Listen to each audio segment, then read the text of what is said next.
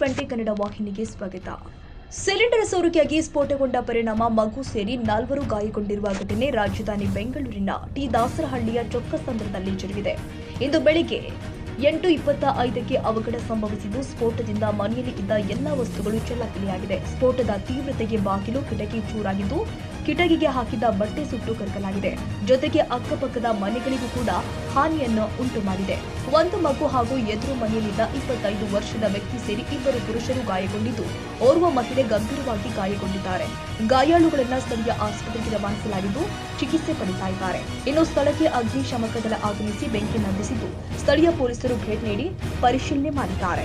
ಇನ್ನು ಘಟನೆ ಸಂಬಂಧ ಪ್ರತ್ಯಕ್ಷದರ್ಶಿ ಹನುಮಂತ ಹೇಳಿಕೆ ಕೊಟ್ಟಿದ್ದು, ನಾನು ಬಿಬಿಎಂಪಿಲಿ ಕೆಲಸ ಮಾಡ್ತೀನಿ, ಡೈಲಿ ಕಸ ತಗೊಳ್ಳೋಕೆ ಹೋಗ್ತೀನಿ, ಅನೌನ್ಸ್ಮೆಂಟ್ ಮೂಲಕ ನಾನು ಹೋಗ್ತಾ ಇದ್ದೆ. ಇವತ್ತು ಏಕಾಏಕಿ ಒಂದು ಮನೆಯಿಂದ ಜೋರಾದ ಸೌಂಡ್ ಬಂತು. ಹಿಂದೆ ತಿರುಗಿ ನೋಡಿದಾಗ ಮನೆಯ ಬಾಗಿಲು ಮುರಿದು ಬಿತ್ತು. ಬಂದು ನೋಡಿದ ಕೂಡಲೇ ಮನೆಯಲ್ಲಿ 3 ಜನ ಬಿದ್ದಿದ್ರು. ನನಗೂ ಸಣ್ಣ ಪುಟ್ಟ ಗಾಯ ಆಗಿದೆ ಅಂತ ಹೇಳಿಕೆ ಕೊಟ್ಟಿದ್ದಾರೆ. ಕನ್ನಡಿಗರ ಮೆಚ್ಚಿನ ನಿಮ್ಮ TV20 ಕನ್ನಡ ವಾಹಿನಿ ಇದೀಗ ಟಿವಿಯಲ್ಲಿ ಲಭ್ಯ.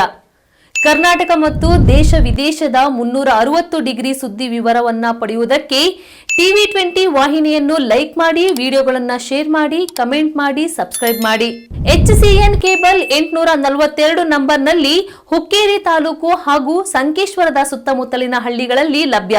PCN ಕೇಬಲ್ 129 ನಂಬರ್ನಲ್ಲಿ ಹಾರುಗೆರೆ ಸುತ್ತಮುತ್ತಲಿನ ಹಳ್ಳಿಗಳಲ್ಲಿ ಲಭ್ಯ. ರಾಯಬಾಗ್ ಡಿಜಿಟಲ್ ಚಾನೆಲ್ ಕೇಬಲ್ 80ನೇ ನಂಬರ್ನಲ್ಲಿ ರಾಯಬಾಗ ತಾಲೂಕಿನ ಸುತ್ತಮುತ್ತಲಿನ ಹಳ್ಳಿಗಳಲ್ಲಿ ಲಭ್ಯ. UDCN ಕೇಬಲ್ ನೆಟ್ವರ್ಕ್ ಉಗಾರ ಸುತ್ತಮುತ್ತಲಿನ ಹಳ್ಳಿಗಳಲ್ಲಿ ನಿಮ್ಮ TV20 ಕನ್ನಡ ವಾಹಿನಿಯೂ ಲಭ್ಯ.